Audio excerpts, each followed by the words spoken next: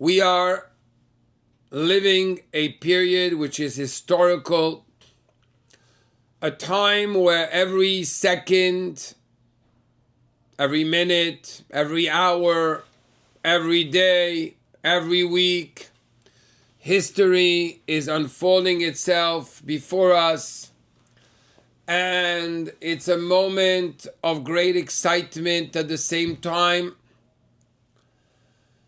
and a moment where we need to reflect on where we need to position ourselves right now and what changes do we need to make. There are a few events that happened. The event of Syria being able to be completely turned over after 13 years of fighting from the rebels.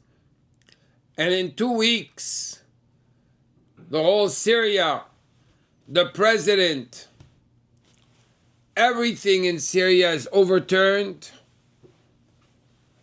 without a drop of blood being spilled. This is something which is miraculous.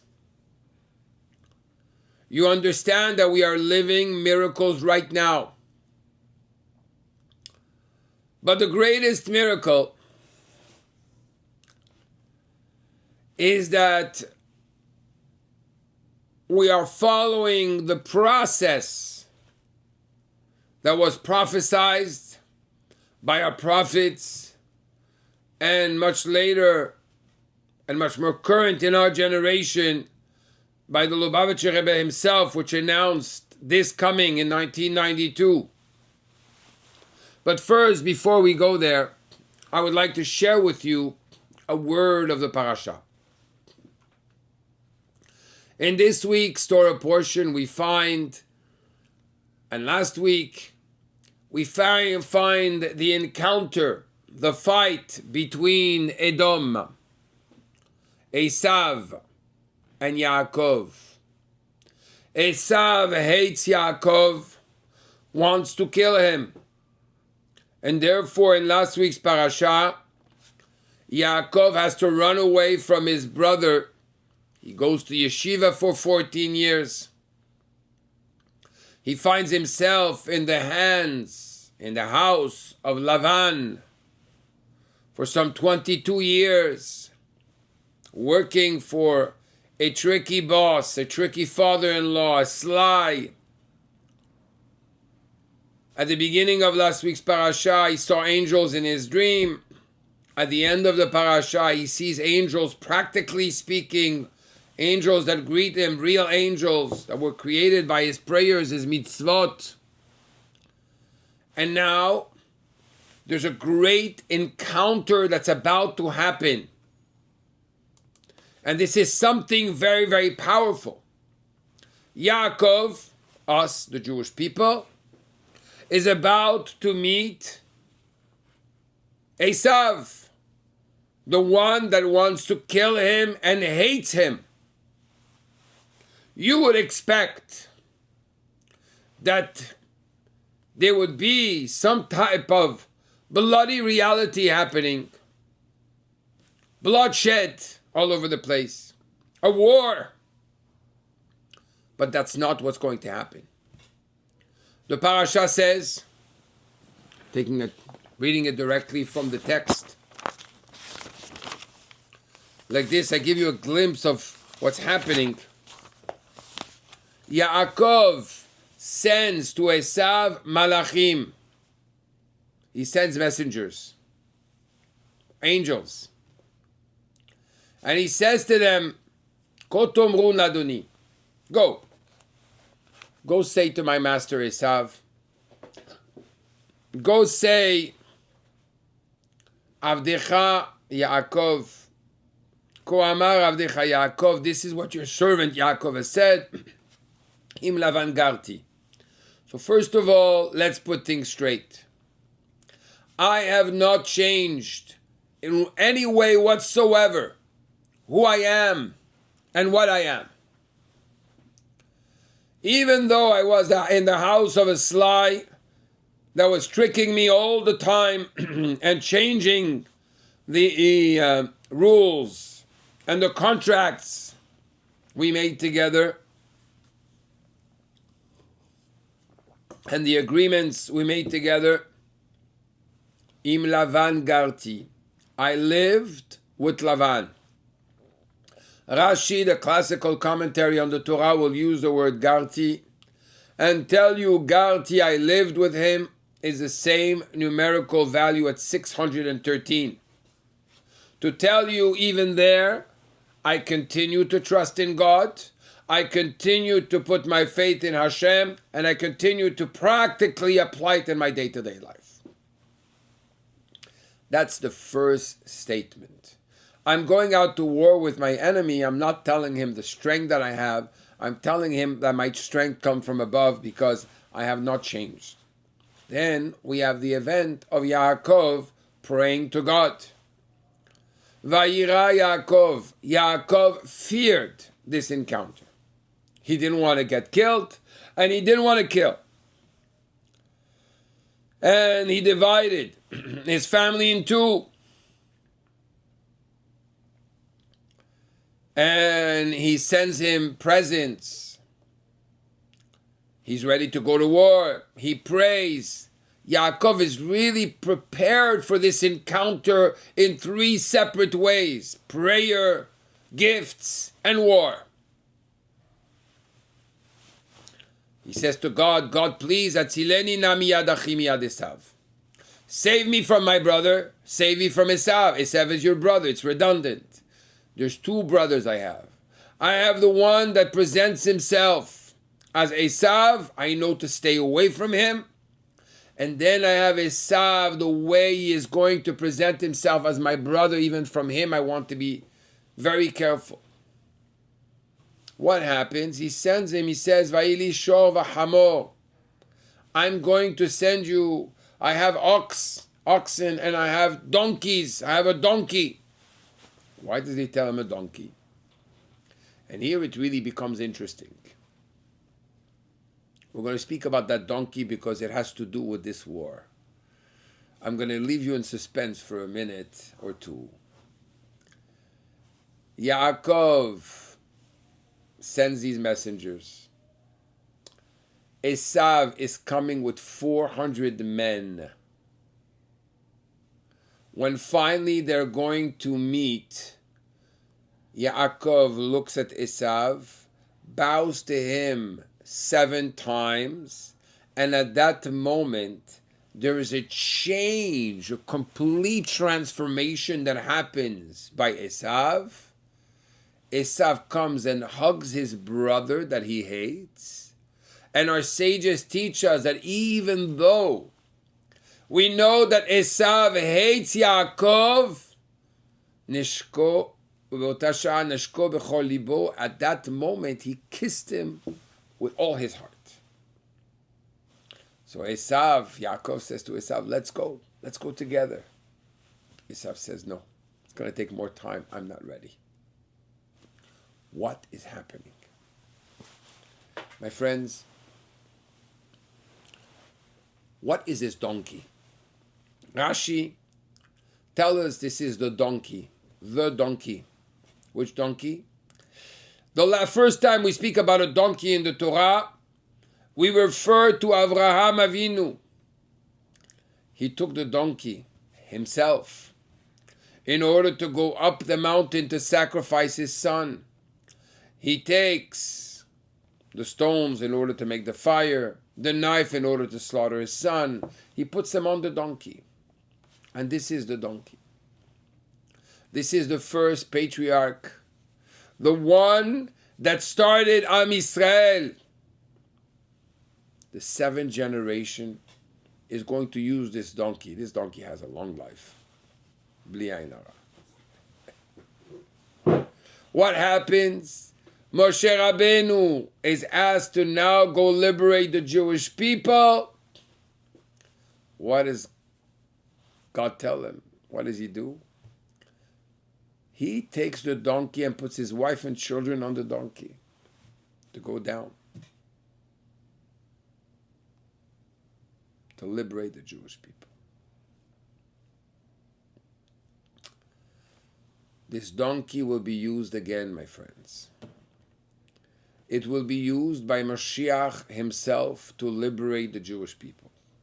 Now, in a generation where we don't ride on donkeys anymore, everybody's asking themselves right now, as I'm speaking, what are we talking about? This is like a fairy tale. Chassidut, and the Rabbi explained that it says in the Talmud, Mashiach is ani, a poor man, ve'rochev al hamor, and he is riding over the donkey.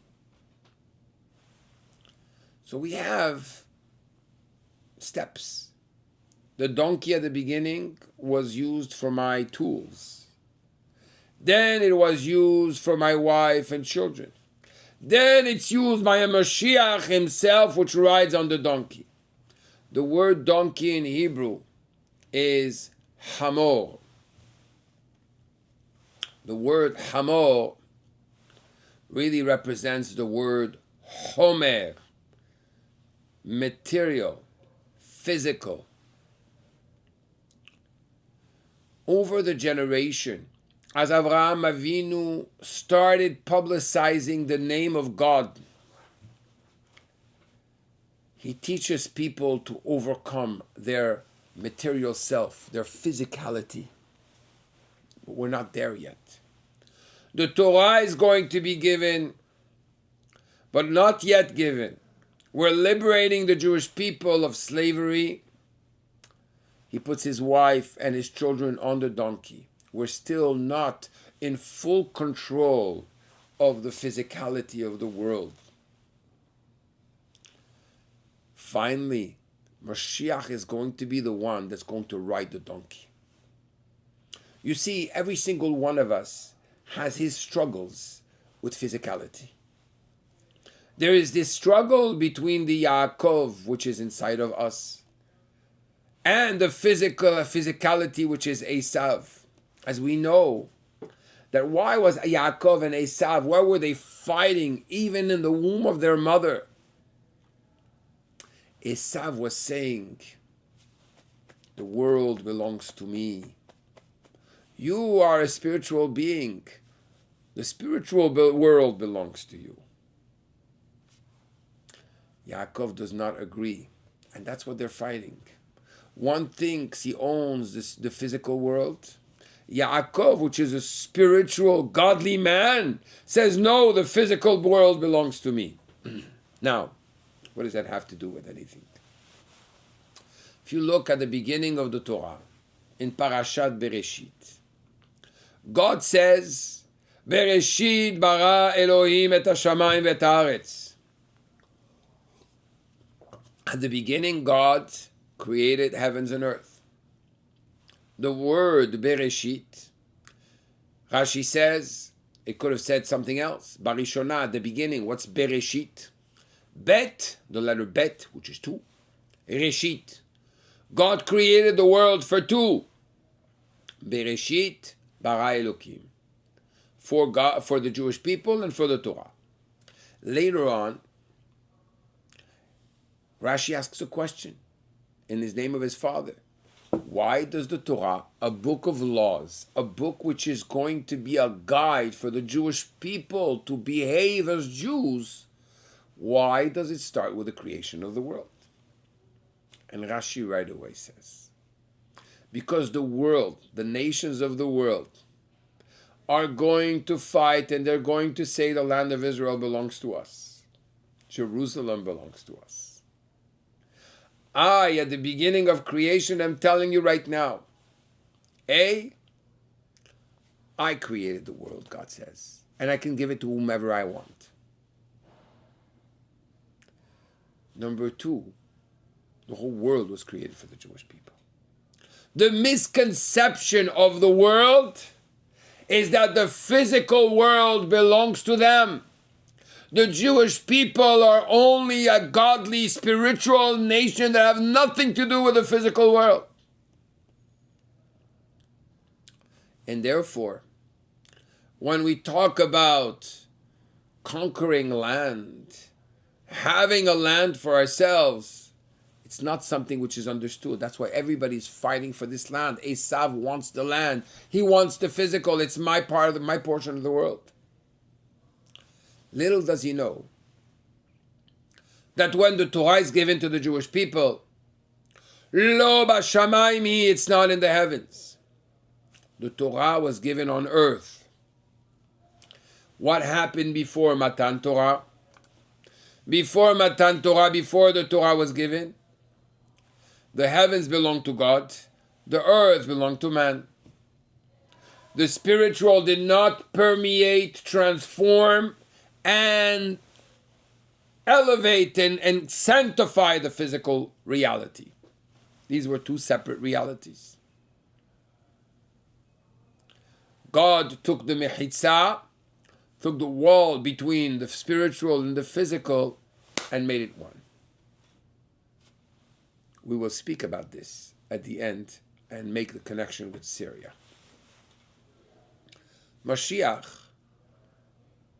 is the one that's going to bring the world to its state where the physical and the spiritual are at such a level that the physical is no longer an ingerence. It's not a blockage for our service to God. Not only it's not a blockage for our service to God, it is actually part of our service to God. You see, there's three ways to look at the street. If you're an observant, religious, practicing Jew, you go in the street and say, ugh, disgusting, look at the street, look at what people are doing, how they're dressing and how they're behaving and what cruelty, what I'm not going into that world. I'm separating from the world. I'm secluding myself in some closed up ghetto. That's one way. You have no interaction with the world. Another way is, I'm going to go in the world, but I'm just going to close my mind. I'm going to be there. I'm just, I have to do what I have to do and I have to get out of there. And then you have Mashiach's way to go to the world. I go out in the world. The world is my dominion. It's not your dominion, which I'm trying to run away from. I'm going to conquer that world and bring it and connect it to godliness, just like the Chabad Shluchim are doing around the world. I'm going to go in your reality and I'm going to show you how your reality is a much higher reality than what you think. I'm going to open your eyes to a meaningful reality, not to a simple material reality filled with pleasures, lust, and everything everybody is looking for and publicizing as if this was the finality of man. I see a Jew. I offer him, did you put on tefillin today? I see a Jew. Did you light Shabbat candles? Of course, I'm not going to go in a non-kosher place because I represent something which is higher. But wherever my hand is there, I'm an influencer. This is the true meaning of an influencer. And therefore, because I'm busy influencing everybody else, the world is serving me. I'm not subservient to the world. So Mashiach is ani verochev al hamo. He is a poor man. Poor meaning that he recognizes that all his strength is coming only from God. He has nothing of himself. But he is dominating over the material. He's not influenced by a few dollars or by political agendas or by the different things that are inside the world. He has a mission. And he is going to take that world and elevate it. Bring us to the final, complete union that started at the time of of the Matan Torah, the giving of the Torah. Finally, what happens? The Jewish people conquer the 7 nations, which are basically the 7 emotions. And God tells us that there are 9 cities of refuge in the Torah. For somebody that killed inadvertently, there are 6 cities of refuge inside the land of Israel. And 3 of them will be outside. These cities of refuge are called Kini, Kinizi, Vikadmoni. Spiritually speaking, they refer to Chokhmah, Bina, Da'at, to wisdom, understanding, and connection and knowledge. Only when Mashiach comes, these cities will be ours. And that represents the intellect. Now we are in a state where we're conquering the emotions. When Mashiach comes, we will start even being a master of our intellect. Now that I gave you all the pieces of the puzzle, let's put the puzzle together. Syria. It says that Damascus. It says in the writings of the Arizal, Damascus is the letters of the word Mikdash, which is the temple. It explains over there that the day that Damascus is going to fall, at that moment, the Jewish people will be ready to build the temple.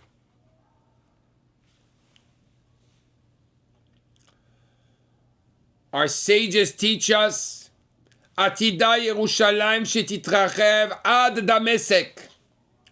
There will come a day where Jerusalem will expand itself all the way, extend itself all the way to Damascus. The Midrash, 2,000 years ago, Rabbi Shimon Bar Yochai teaches us that when you see the Nero of the east, of Damascus, fall, this will now usher a moment where the Jewish people will be in peace. All the nations of the east will fall. Mashiach will come, and the redemption will flourish. The example that is given concerning Matan Torah, what happened, what is this magnanimous event of the world, the spiritual world and the physical world, the barrier, the wall separating them, being broken so they can come in perfect fusion. It says in the Midrash that the people of Syria will not be able to come down, and the people of I forgot the name of the other city, the other country they're mentioning, but the expression is that before the people of Syria had a wall, and now imagine the wall is broken, and at that moment you can have a fusion between both. What's even more interesting, my friends, is something that just happened this week, which is mind-boggling. I don't know if you're aware that in Israel, there are many people which are not Jewish, which are Arabs, and there are Druze. They're not Jews, they're Druze. Druze are the descendants of Jethro, which was the father-in-law of Moshe Rabbeinu, of Moses.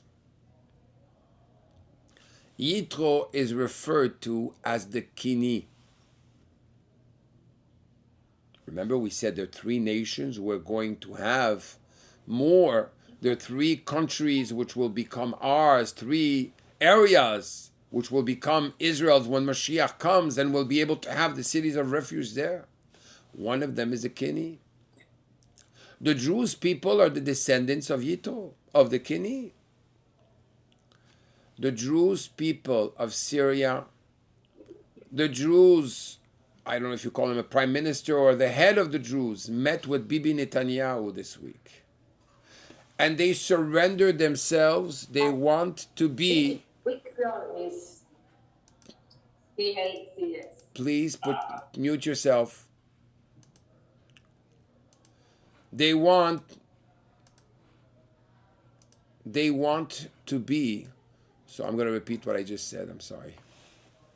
So the Jewish people are the descendants of Yitro, the Kini. The Kini is one of the three nations that we'll be conquering, which is parallel to the three intellects that we'll be having. Our mind will open up at that moment. We're going to start seeing the reality in a different way.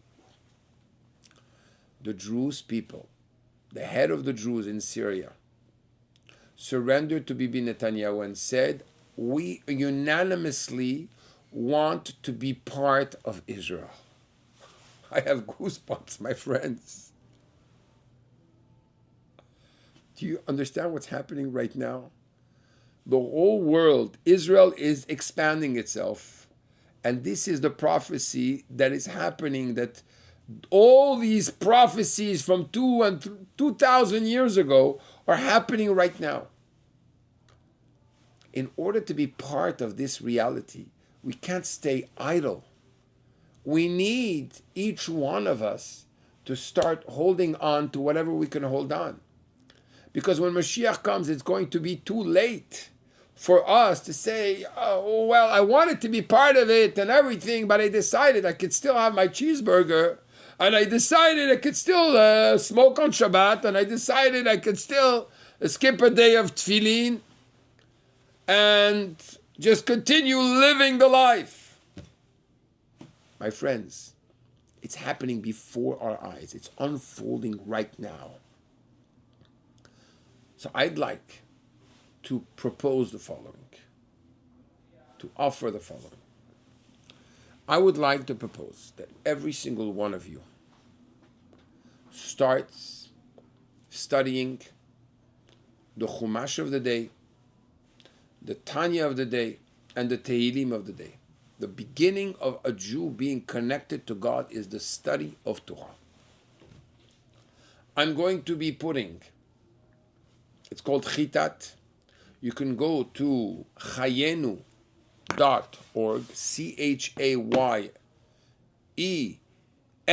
CHAYENU.org. And over there in English, you could study every day the Torah portion of the day, the Tanya of the day, and we're starting the Tanya anew, Bezat Hashem, next week. We have Yutet Kislev. This is going to be something magnanimous that's going to happen. And the Tehillim of the day. By doing so, you're going to live with the parasha. What did we read in the parasha? I told you. Esav came with 400 men. What happened? At the end, there was a peaceful gathering, just like what happened in Syria. At the end, all the enemies just disappeared. The 400 men of Esav disappeared. If you want to live with the times, my friend, live with the parasha. I'm going to conclude with a blessing for our soldiers in Israel.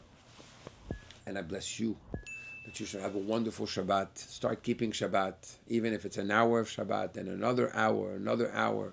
Start Friday night. Tonight candle lighting is at 5:13. From 5:13 all the way to the morning, till you wake up late, wake up at 10, wake up at 11. You'll keep already a big part of Shabbat. Start like this, but start somewhere, my friends, because afterwards it's going to be just too late. Somebody that invested $100 in Bitcoins 20 years ago has now in his account $9,500,000. Somebody that did mitzvot now before Mashiach revealed himself, what his benefit is infinite. the time to invest is now.